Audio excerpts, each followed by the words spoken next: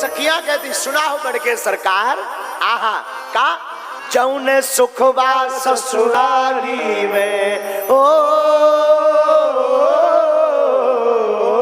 जौने सुखवा ससुरारी में तौने सुखवा कहुना, ए पाहुना यही मिथिला में रहूना, ए पाहुना यही मिथिला में रहूना, ये पाहुना यही मिथिला में। लक्ष्मण जी बोले हम ना रहे। सखियां बोली क्यों नहीं रहोगे? बोले हमारा अयोध्या ठीक है। तो सखियां विनोद में बोली हाँ हाँ भला ठीक क्यों ना हो, आप अपने अयोध्या की गुणगान कर रहे हो, अयोध्या में क्या है? अरे हमने तो सुना है अयोध्या में पुत्र पैदा करने के लिए पिताजी की जरूरत नहीं होती है, खीर से लड़का पैदा कर देती है माताएं। क्या है तुम्हारे अयोध्या में? वहां पिताजी की जरूरत नहीं पड़ती है, खीर से लड़का पैदा हो जाता है। राम जी तो बोले चुप रहो। लक्ष्मण जी बोले अरे रुक जाओ, अब हमको थोड़ा सा परफॉर्मेंस करने दो, रुक जाओ। लक्ष्मण जी बोले सुना हो सखियो, हमारे यहाँ तो माता जी की जरूरत होती, तुम्हारी जनकपुरी में तो माता पिता दोनों की जरूरत नहीं, कुदाल मारो धरती से बिटिया हुई जात है। फावड़ा लेके जाओ बिटिया लेकर आओ, तो तुम्हारे जनकपुर में तो ये हाल है। सखियां बोली छुटका वाला बड़ा तेज है। सखियां फिर भी विनोद को मानी थोड़ी। सखियां बोली अच्छा अच्छा चलो छोड़ो, छुटका पहुना एक बात बताएं, तुम बिन बुलाए आए हो, कोई चिट्ठी बिट्ठी थोड़ी गई है। तो लक्ष्मण जी बोले गई थी। सखियां बोली नहीं गई, अगर तुम्हारे बड़े वाले भैया राम जी कह देंगे बड़के वाले दुल्हा तो हम मान जाएंगे चिट्ठी गई थी। लक्ष्मण जी धीरे से बोले कह दो गई थी। राम जी बोले देखो हम झूठ नहीं बोलेंगे। लक्ष्मण जी बोले शादी में कम से कम नाक तो ना कटा, क्या कहेंगे कि अपन बिन बुलाए आए हैं। राम जी बोले अब आए हैं तो आए हैं। लक्ष्मण जी बोले अरे बोल दो क्या बिगड़ना है। बोले बा एक बार झूठ बोलेंगे तो फिर वो कहेंगे दिखाओ चिट्ठी, सो फिर दूसरा झूठ और बोलना पड़ेगा कि छोड़ा है, इसलिए हम झूठ नहीं बोले। लक्ष्मण जी बोले कम से कम हमारी तो इज्जत बचाओ। तो राम जी ने ऐसा शब्द बोला कि लक्ष्मण जी बहुत हंसे और सखियां भी चुप हो गई। राम जी बोले नहीं गई थी चिट्ठी। सखियां बोली लो देखो मिल गया प्रमाण। लक्ष्मण जी बोले कहां से प्रमाण मिल गया? सरकार जी कह रहे नहीं गई थी चिट्ठी। सरकार झूठ नहीं बोल रहे, तुम्हारे प्रश्न का उत्तर दे रहे हैं। क्या उत्तर? नहीं गई थी चिट्ठी। राम जी का भी सत्य हो गया और बात भी ठीक हो गई और लक्ष्मण जी जीत भी गए। अरे ये पाहुना यही मिथिला में रहूना, ये पाहुना यही मिथिला में रहूना। राम जी और श्री जानकी जी का शोभा अद्भुत है। दुल्हा और दुल्हन सरकार अद्भुत लगते, देखकर मिथिला की रानियां बड़ी गदगद होती, मिथिला वासी बड़े बड़े गदगद होते। आहा हा, खूब आनंद वहां पर मिथिला में छाया है, खूब आनंद एकदम भरा पड़ा है। आहा, सखियां सब विनोद करती हैं राम जी से और राम जी भी विनोद, लक्ष्मण जी भी विनोद करते हैं। अब जेवन का समय आया, पूरी बारात की पंगत होती है उसे जेवन कहते हैं, जेवनार।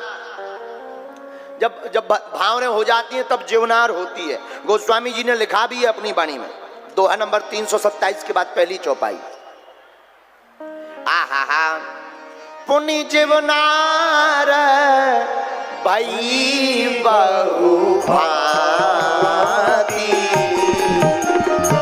पुनि जेवनार भाई बहु भाती,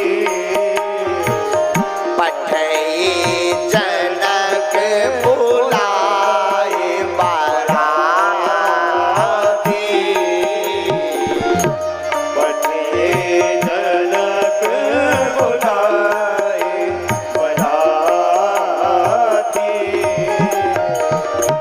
भरत पावड़े बसन अनूपा। भरत पावड़े बसन अनूपा। सुतन समेत कवन की भूपा। सुतन समेत कवन की भूपा। श्री राम जय जय राम। हाँ, श्री राम जय जय राम।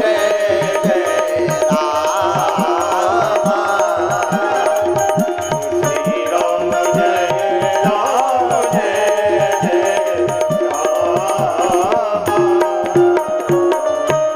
आहा, पूरी बारात जेवन करने के लिए, कलेऊ करने के लिए बैठी। राम जी भी बैठे, भरत जी भी बैठे, शत्रुघ्न जी भी, लक्ष्मण भैया भी बैठे, वशिष्ठ मुनि भी बैठे, विश्वामित्र जी भी विराजमान भय, महाराज दशरथ जी भी विराजमान भय। अब जब पंगत बैठती है तो गांव में आप लोगों ने देखा होगा कि जब भोजन करने बाराती बैठते हैं तो माताएं गारी गाती हैं। अब तो प्रथा बंद हो गई, आजकल की माताओं को नहीं आती है। अब आजकल की माताओं को तो डिस्को आता है। हाँ, पहले पुराने जमाने में ऐसा होता था, शादियां होती थी तो माताएं गारी गाती थीं। तो एक आश्चर्य अचंभा हुआ राम जी की बारात में। क्या? आज की बात सुनो सजनी, आज की बात सुनो सजनी, मड़वा में भयो एक कौतुक भारी। ओ मंडप मड़वा में भयो एक कौतुक भारी। क्या? जीवन बैठी बराती सभी तब नारी चढ़ी मिथिलेश अटारी। जब पूरी बारात भोजन करने बैठी तो मिथिला की नारियां, मिथिलानियां आकर के अटारी पर गारी गाने के लिए बैठी। तो भाव का, राम को रूप निहारत ही, राम जी का सुंदर रूप जैसे ही गारी गाने वालियों ने देखा, राम को रूप निहारत ही मोह गई सब गावन हारी।